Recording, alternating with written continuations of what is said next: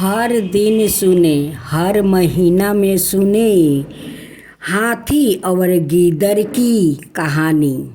एक जंगल में बहुत से गीदड़ रहा करता था। उन गीदड़ों का एक सरदार था जो उनके आपस के झगड़ों को निपटाता था। सरदार गीदड़ बहुत चतुर था, अनुभवी था। वह अपने साथी गीदड़ों की हर बात का उत्तर खूब सोच समझ कर दिया करता था। एक दिन एक गीदड़ ने जंगल में एक हाथी देखा। हाथी को देखते ही वह गीदड़ भाग भागे अपनी टोली में आया और आकर अपने सरदार से बोला, महाराज, आज मैंने एक बहुत बलवान जानवर देखा है। अगर वह जानवर हमारी तरफ आ जाए तो हम में से यहाँ कोई नहीं बचेगा। सरदार ने पूछा, भाई, वो जानवर कैसा था? कुछ हुलिया तो बताओ। खबर लाने वाले गीदड़ ने कहा, महाराज, उसके 4 बड़े बड़े पैर हैं। ऐसे है जैसे लगता है खजूर के पेड़ के तने, और कान भी खजूर के पत्तों की तरह बड़े बड़े हैं। मुंह भी उसका पैर की तरह ही नीचा लटका हुआ है। सरदार ने पूरी बात सुनने के बाद तुरंत समझ लिया कि हो ना हो इस गीदड़ ने किसी हाथी को देखा है। इसलिए उसने अपने डरे हुए साथियों को हिम्मत दिलाने के लिए कह रहा है, भाइयों, दुनिया में किसी चीज का बड़ा होना ही कोई बड़ी बात नहीं है। शरीर से अधिक मूल्यवान बुद्धि का होता है। इसलिए आप लोगों को घबराने की कोई बात नहीं है। सब गीदड़ सरदार की बात सुनकर एक दूसरे की तरफ देखने लगा। सरदार बोला, देखो भाई, एक छोटी सी आग की चिंगारी बड़े बड़े जंगलों को जला देती है। शेर का एक छोटा सा पंजा बड़े बड़े जानवरों के छक्का छोड़ा देता है। अतः आप सभी हिम्मत रख कर यहाँ रहिए। हर मुसीबत का सामना दिमाग से और शरीर से किया जाता है। डरने से काम नहीं चलता। उन गीदड़ में से एक गीदड़ बोला, यह बात तो आपकी ठीक है, किंतु एक बात यह तो बताइए कि हम उस जानवरों के होते हुए यहाँ सुख से कैसे रह सकते हैं? जब तक वो जानवर इस जंगल में रहेगा तब तक हम यहाँ सुख से नहीं रह सकते। सरदार ने खबर लेने वाले गीदड़ से पूछा, क्यों तुम यह बात कह सकते हो कि वह 12 जानवर इस समय कहाँ है? गीदड़ बोला, हाँ, मैं आपको वहाँ ले चलता हूँ। सरदार गीदड़ कुछ सोचने के बाद बोला, चलो, मैं चलता हूँ और तुम सबको सिखाता हूँ कि बुद्धि से बल को किस तरह हराया जाता है। सब गीदड़ इस बात पर सहमत हो गया।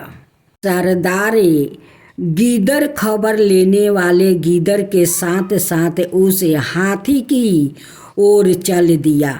हाथी जंगल के एकांत में बैठा आराम कर रहा था।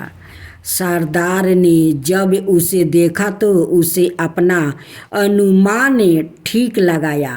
अब वो हाथी को मारने की तरकीब सोचने लगा।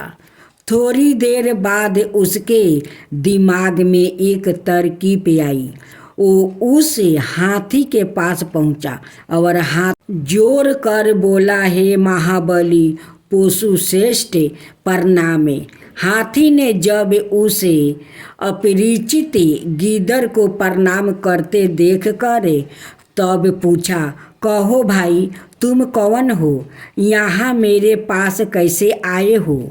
गीदड़ ने हाथ जोड़कर कहा, श्रीमान बात यह है कि हमारे इस जंगल में कोई राजा नहीं है। हम सब जंगल निवासी भाइयों की यह सलाह है कि इस जंगल का आपको राजा बनाए, इसलिए मैं सब भाइयों की ओर से आपसे प्रार्थना करने आया हूँ, कृपया स्वीकार करें। हाथी अपने मन में बड़ा खुश हुआ, परंतु देखने के लिए बोला, भाई तुम लोग अपना और कोई राजा चुन लो, मैं अपने यहाँ ही ठीक हूँ। राजा बनकर क्या करूँगा? गीदड़ होशियार था, इसलिए वो समझ गया कि हाथी ज़रा अपनी खुशामद और कराना चाहता है। बात बनाकर बोला, नहीं नहीं, कहिए आपके समान इस जंगल में और कौन सा बलवान चतुर और गुणी है जो राजा बनने लायक है? हम आपसे विनय करते हैं कि आप हमारी प्रार्थना स्वीकार कर ले। हाथी खुश हो गया और वो गीदड़ की चालाकी की नहीं समझा। बोला, अच्छा जब तुम लोग नहीं मानते हो तो चलो, मैं तुम्हें निराश नहीं करूँगा। गीदड़ की चाल सफल हुई और तुरंत उठ बोला, चलिए महाराज, आपका शुभ घड़ी में राज तिलक कर दे। हाथी तो गीदड़ की बातों से खुश हो गया था, इसलिए गीदड़ के साथ चल दिया। गीदड़ हाथी को बातों में बहकाता हुआ एक दल के रास्ते में जा पहुंचा। गीदड़ हल्का था, इसलिए तैरकर आगे निकल गया और दूसरे बार जाकर बोला, आइए महाराज जल्दी कीजिए, शुभ मुहूर्त ना निकल जाए। हाथी खुशी के जोश में था, इसलिए दल में वो घुस गया। दल में वो घुसते ही हाथी बुरी तरह फंस गया। हाथी ने अपने निकालने की पूरी कोशिश की, परंतु वह दल में से नहीं निकल सका और अंत में दल में फंस कर मर गया। गीदड़ खुश होकर अपने दल में आ मिला और बोला, देखे साथियों, बुद्धि के द्वारा कितने बलशाली शत्रु को हमने हरा दिया है। यदि हम बुद्धि और हिम्मत से काम ना ले तो हम सब समझते हो जाते हैं। इसलिए हाथियों, यह बात सदा याद रखो कि बुद्धि के सामने बल कुछ नहीं है। बुद्धिमान सदा सुख भोगते हैं। अब दूसरी कथा पुराने समय की बात है। एक जंगल में एक सियाल रहा करता था। सियाल अपने शिकार के लिए प्रतिदिन किसी जानवरों को वो मार दिया करता था। एक बार सियार को कोई शिकार ना मिला। सियार शिकार की तलाश में काफ़ी दूर एक बस्ती की तरफ निकल गया। बस्ती में बहुत से कुत्ते रहा करते थे। जब उन्होंने इस सियार को देखा तो तब सब कुत्तों ने मिलकर सियार का पीछा करना शुरू कर दिया। सियाल अकेला था, कुत्ते बहुत थे, इसलिए सियार अपने प्राण बचाने का कोई उपाय खोजने लगा। जिस रास्ते से सियार कुत्ते के डर से भागा जा रहा था उसी रास्ते में एक रंगरेज का घर था। घर का दरवाज़ा खुला हुआ था।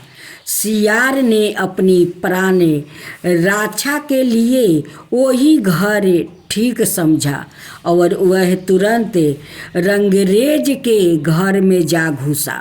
रंगरेज के घर में एक नाद राखी थी जिसमें नीला रंग घुला हुआ था। सियार जब घर में घुसा तब उसने उस नाद को नहीं देखा। फिर सियार को उस समय अपने बचाने की चिंता थी, इसलिए वह बिना कुछ देखे समझे ही सीधा मकान में घुसता चला गया। फल यह हुआ कि वो उस नाद में जा गिरा। नाद में से जब सियार निकला तब उसका सारा शरीर नीले रंग में वो रंगा हुआ था। रंग के कारण उसकी सारी सूरत बदल गई थी। धीरे धीरे वह मौका देखकर घर में से बाहर निकला और जंगल की ओर चला गया। जंगल के जानवरों ने जब सियार को देखा तब वो उसे नहीं पहचान सके। उन्होंने इसे पहले कोई नीला जानवर नहीं देखा था, इसलिए वो सब ही सियार को एक नया जानवर समझकर वो डरने लगे। इधर जब सियार को यह पता लगा कि उसके रंग को देखकर सब जानवर डरते हैं, तब उसने एक नई तरकीब और सोची। वो उछलता हुआ जंगल के राजा शेर के पास पहुंचा। शेर ने पहले ही सुन रखा था कि जंगल में एक नीले रंग का ताकतवर जानवर नया और आया है, इसलिए जब सियार उसके पास पहुंचा तब शेर डर कर उसके सामने हाथ जोड़कर खड़ा हो गया। बोला, आइए, महाबली स्वागत है। सियार मन में बड़ा प्रसन्न हुआ। उसे अपने भागे पर गर्व होने लगा। करक कर बोला, देखिए महाशय, मुझे भगवान ने इस रंग में इसलिए भेजा है कि मैं आप सब पर शासन करूं। इस जंगल में अनाए सब जंगलों से अधिक गड़बड़ रहती है, इसलिए भगवान ने मुझे यहाँ अच्छा राज्य स्थापित करने के लिए भेजा है। शेर बड़ी विनय से बोला, हाँ हाँ राजन, भगवान ने हम पर बड़ी कृपा की है जो आप जैसा योग्य, बलवान और गुणी राजा हमारे लिए भेजा है। हम जंगल के सब प्राणी आपका स्वागत करते हैं। आप हमें आज्ञा दे कि हम आपकी अब क्या सेवा करें। सियार अपनी तरकीब की सफलता पर बड़ा प्रसन्न होने लगा। बोला, आप जंगल के सब प्राणियों को मेरे सामने बुलाइए ताकि मैं उनका दुख दर्द समझ सकूं। शेर ने कहा, जो आज्ञा महाराज, अभी मैं जंगल के सारे प्राणियों को आपकी राज्य सभा में उपस्थित करता हूँ। कुछ देर बाद जंगल के हजारों जानवर सियार के दरबार में हाजिर हो गया। दरबार लगा। सियार ने बड़ी शान के साथ कहा, मेरे प्यारे साथियों, आपके इस जंगल में इस समय काफ़ी घोर अत्याचार हो रहा है। इन अत्याचारों को देखकर भगवान के हृदय में बड़ी दया आई है और उन्होंने आप सभी की सेवा के लिए मुझे यहाँ भेजा है। अब आप किसी प्रकार की चिंता ना करें, मैं आप सबके साथ अन्याय करूँगा। जंगल के जानवरों ने जब सियार की ऐसी बात सुनी तब वो सब मन में बड़े प्रसन्न हुआ। सियार बोला, देखो भाइयों, मैंने आज से श्री शेर सिंह को अपना मित्र बनाया है और श्रीमती लोमड़ी देवी को अपना विशेष दूत नियुक्त किया है। मैं उन दोनों की मदद से आप सबके दुख दर्द की खबर लेता रहूँगा। जब जानवर बड़े ध्यान से सियार की बात सुन रहे थे, सियार ने आगे कहा, भाइयों, आपको मुझसे डरने की कोई बात नहीं है। यदि आपको कोई तकलीफ हो तो आप मुझे बताओ, मैं यथाशक्ति उसे दूर कर दूंगा। सब जानवर चुप बैठे रहे। जब किसी जानवरों ने कोई तकलीफ ना बताई तब सियार ने दरबार समाप्त कर दिया। सब जानवर अपने घर खुश होकर लौट गया। सियार के राजा होते ही शेर को बड़ी तकलीफ हो गई। अब वो ना कहीं अपने इच्छा अनुसार जा सकता था और ना अपने इच्छा अनुसार कुछ खा सकता था। लोमड़ी का भी यही हाल था। ये दोनों दिन प्रतिदिन कमज़ोर होने लगा। इधर सियार को मन पसंद भोजन मिल रहा था। वो दिन प्रतिदिन खूब खा खा कर मोटा होने लगा। मेहनत के बिना आराम से उसके दिन कट रहे थे। आनंद से रात को सोता। एक दिन की बात है, रात को जंगल में किसी सियार ने आवाज़ लगाई। सियार राजा उस समय आनंद से सो रहा था। आवाज़ सुनकर उसकी आँखें खुल गई और वो भी मस्त होकर अपने भाई सियार की तरह आवाज़ लगाने लगा।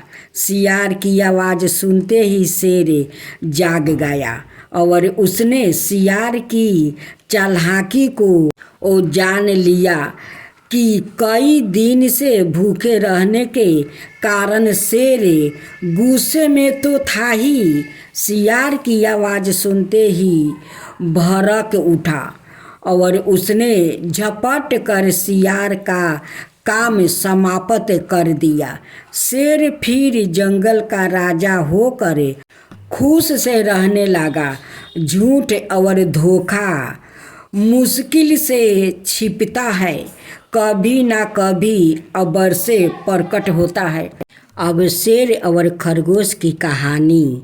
एक जंगल में एक शेर रहता था। वो बड़ा बलवान था।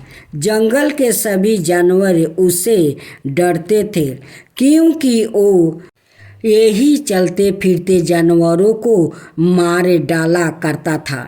एक बार जंगल के सब जानवरों ने आपस में सलाह की। सब मिलकर शेर के पास गया। शेर आराम कर रहा था। जब सब जानवरों को उसने अपनी ओर आते हुए देखा तब वो अपनी आनंद में बैठे गुर्राने लगा रहा था। शेर को गुस्से में देखकर जानवर घबराया। लोमड़ी ने जब देखा कि सब जानवर डर के मारे कुछ बोल नहीं पा रहे हैं तब सवाए हाथ जोड़कर शेर से बोली, महाराज, आप जंगल के राजा हैं। हम सब आपकी प्रजा है। प्रजा का यह धर्म है कि वो राजा की सेवा करे। यही सोचकर हम सब आपसे एक प्रार्थना करने आए हैं। शेर ने उड़ाकर कहा, बोलो क्या चाहते हो? लोमड़ी बोली, महाराज, आपको शिकार करने में प्रतिदिन 12 कष्ट होता है। फिर शिकार कभी कभी ढंग का नहीं होता। हम सबने सलाह किया है कि हम में से एक जानवर रोज आपकी सेवा में बारी बारी से आता रहेगा। शिकार करने का आपको कष्ट नहीं होगा। शेर ने सोचा, इसमें मुझे क्या नुकसान है? बिना मेहनत के घर बैठे भोजन मिलेगा। शेर बोला, मुझे तुम्हारी शर्त मंजूर है, पर यह ध्यान रखना कि जानवर मेरे पास प्रतिदिन आना चाहिए। अगर किसी दिन भोजन में देर हो गई तो फिर मैं तुम सबको मार डालूंगा। सब जानवर मिलकर बोले, हाँ हाँ महाराज, हमें मंजूर है। शेर ने कहा, अच्छा तो जाओ, मैंने तुम्हारी प्रार्थना स्वीकार कर लिया है। सब जानवर खुशी खुशी अपने अपने घर लौट आया। रोज अपने में से किसी एक को शेर के पास भेजने लगा। हिरन, भैंसा, गाय, घोड़ा, सूअर, गीदड़ आदि सभी अपनी अपनी बारी से एक एक करके शेर के पास जाने लगा। एक दिन इसी तरह एक खरगोश की बारी आई। खरगोश बड़ा नटखट था। वो शेर को हैरान करना चाहता था। वो एक कुएं के पास आकर बैठ गया। खरगोश ने कुएं में झांका। थोड़ी देर बाद उसे एक तरकीब सूझी। वो धीरे धीरे शेर के पास पहुंचा।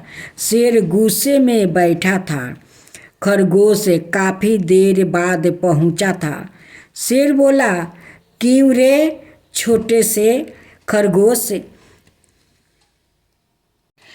आज तू इतनी देर से क्यों आया है? क्या तुझे मेरा डर नहीं है?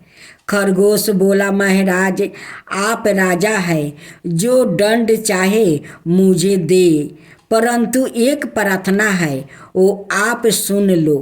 शेर गरज कर बोला, बोलो क्या कहना चाहते हो? खरगोश ने कहा, महाराज, मैं घर से तो आपके पास ठीक समय से चला था, परंतु रास्ते में एक शेर मिल गया। उसने मुझे रोक लिया। वो बोला, आज से मैं इस जंगल का राजा हूँ। तुम सब जानवर मेरे अधीन हो। मैंने आपका नाम लिया तो वह गरज कर बोला, अरे वो गीदड़ मेरे बराबर कहाँ है? मेरी और उसकी क्या बराबरी है? शेर भूखा तो था ही, उसे एकदम गुस्सा आ गया। करक कर हुंकार से बोला, अच्छा यह बात है, चलो मुझे बता वो कहाँ है, मैं उसे अभी ठीक करता हूँ। खरगोश ने शेर को और गुस्सा दिलाने के लिए कहा, महाराज, मैं तो बड़ी मुश्किल से आपके पास बच कर आया हूँ। मैंने सोचा कहीं यह शेर इस जंगल का राजा ना हो जाए। शेर गुस्से में और गरजने लगा। खरगोश रास्ता दिखाने के लिए शेर के आगे चलने लगा। शेर को वह उसी कुएं पर ले गया। खरगोश बोला, महाराज, अभी अभी तो वह यहाँ था, पता नहीं आपके डर से वो कहाँ छिपा होगा। देखता हूँ, कहीं इस कुएं में तो नहीं है। ऐसा कहकर खरगोश कुएं में वो झांकने लगा। कुछ देर कुएं में झांकने के बाद खरगोश बोला, महाराज, वह शेर इस कुएं में छिप गया है, आइए आप सवाए देख लीजिए। शेर कुएं में झांकने लगा। कुएं के पानी में उसने अपनी परछाई देखी। अपनी परछाई को उसने दूसरा शेर समझ लिया। वह गरज कर बोला, अच्छा तुमको अभी ठीक करता हूँ।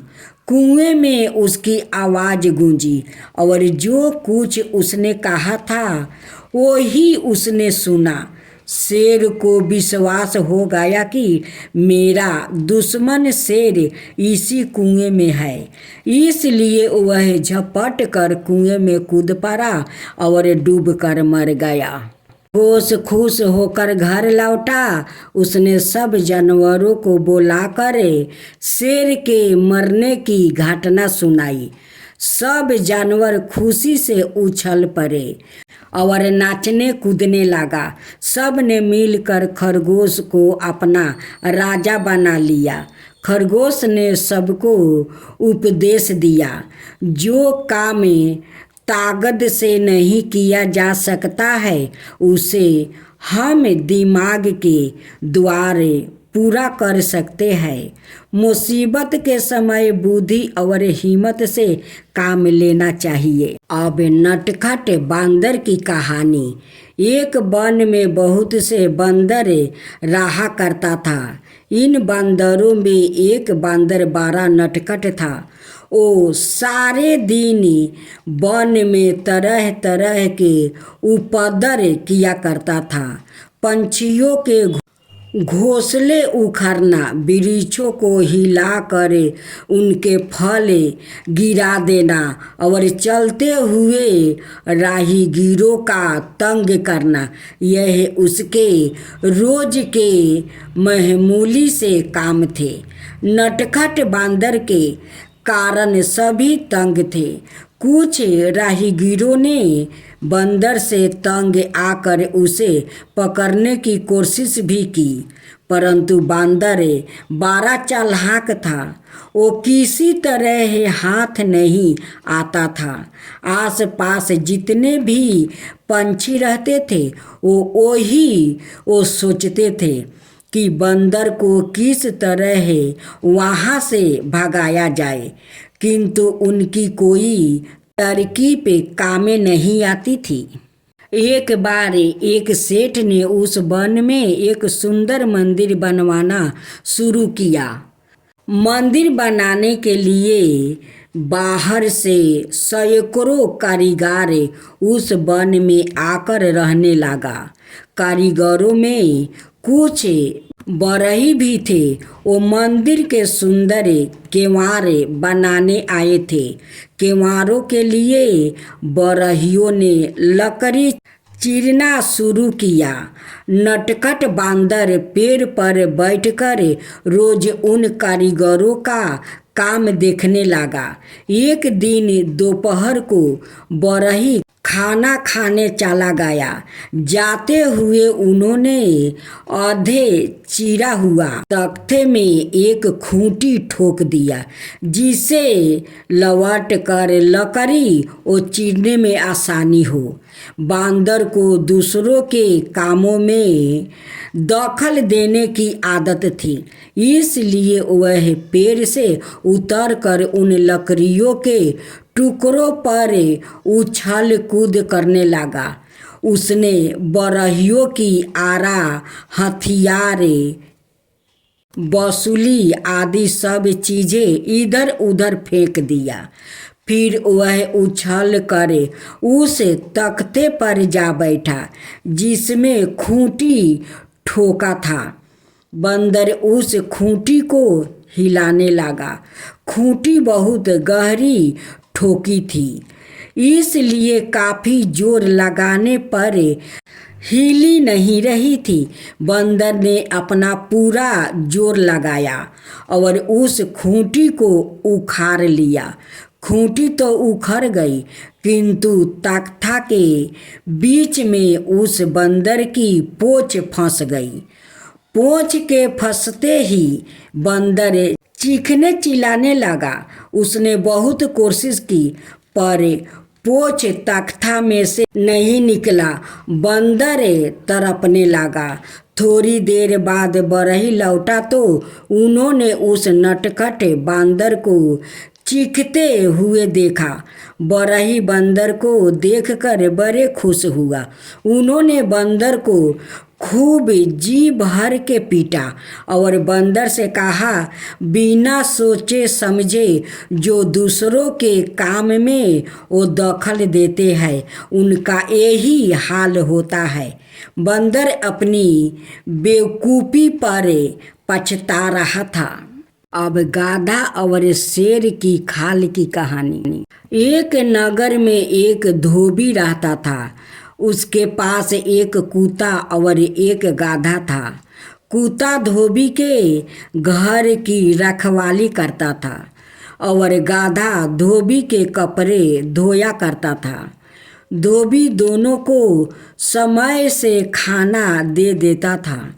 गाधा कुत्ते को देखकर जलता था।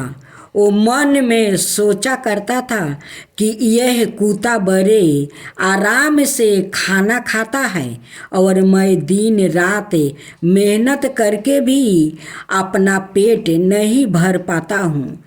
इससे तो यह अच्छा है कि धोबी के घर से भाग जाऊं। बेकार इतनी मेहनत यहाँ करनी पड़ती है। ऐसा सोचकर एक दिन गाधा धोबी के घर से भाग गया। परंतु गाधा जिस खेत में घुसता उसी में उस पर मार पड़ती थी। कोई भी उसे अपने खेत में नहीं चरने देता था। गाधा आराम से खाना चाहता।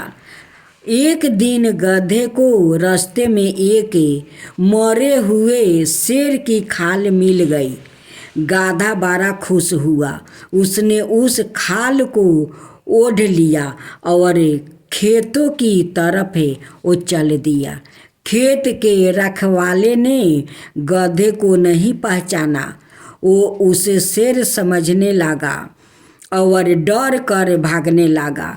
गाधा मस्त होकर वो खेतों में चरने लगा। गाधा अपनी चालाकी पर बड़ा प्रसन्न हो रहा था। अब उसे काम में कुछ नहीं करना पड़ता था और खाना मुफ्त का मिल जाता था। दिन पर दिन वह मोटा होने लगा। एक दिन रात को गाधा एक खेत पर चर रहा था। पास में बस्ती थी। बस्ती में से किसी गधे ने रेकना शुरू किया। गाधा मस्त हो गया। उसके मन में भी रेकने की आई। पेट भर चुका था। सुहावनी रात थी। उसे ना रहा गया। वो बड़े जोर से वो रेकने लगा और कुछ देर बाद उछलने कूदने लगा। गधे की आवाज़ सुनकर खेत के रखवाले चौके। वो सब चुपके से खेत में घुस आया और असलियत का पता लगाने लगा। गधे को कुछ पता ना था। वो तो मस्त होकर नाच रहा था। उसके शरीर से शेर की खाल उतरी गई थी। गाधा साफ नजर आ रहा था। खेत के रखवाले ने गधे को पीटना शुरू किया और इतना पीटा कि उसके हाथ पैर टूट गया। आधे मरे गाधा को छोड़कर वो चला गया। कुछ देर बाद जब गधे को होश आया तब वो अपनी भूल पर पछताने लगा। गाधा लड़खड़ाते हुए धोबी के घर पहुंचा। धोबी का कुत्ता बाहर बैठा था। गधे को देखकर पूछा, कहो भाई, यह हालत तुम्हारी कैसे हो गई? गधे ने सारा हाल सुना दिया। कुत्ता बोला, शेर की खाल पहनने से ही कोई शेर नहीं बन सकता। शेर बनने के लिए हिम्मत, बहादुरी और उसका साहस बल होना चाहिए। मित्रा, कभी किसी को धोखा नहीं देना चाहिए। जो परिश्रम करके खाता है वही इस संसार में सुखी होता है। यदि तुम मेहनत से अपना काम करते रहते हो तो आज तुम्हारा यह हालत नहीं होता। तुम भी मेरी तरह सुखी होते। गधे ने कहा, हाँ भाई, अब मैं यह समझ गया हूँ। आज से मैं मेहनत करके ही खाऊंगा।